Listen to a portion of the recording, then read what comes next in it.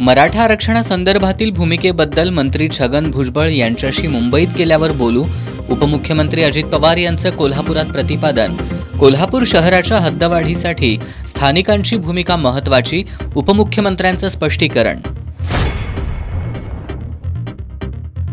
अतिक्रमित ठरवून घर पाडण्याच्या कारवाईविरोधात कसबा सांगावमधील सागर पुजारी यांचा कुटुंबियांसह आत्मदहनाचा प्रयत्न. उपमुख्यमंत्री अजित पवारांची जिल्हाधिकारी कार्यालयात बैठक सुरू असतानाच कार्यालयाच्या आवारातील या प्रकारामुळे उडाली खळबळ.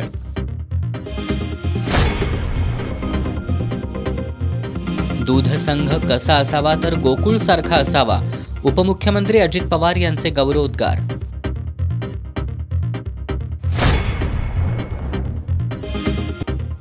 केवळ आश्वासन नको, मानधनवाढीचा GR काढा. आशा आणि गटप्रवर्तकांची मागणी. आज जिल्हा परिषदेसमोर केलं धरणं आंदोलन.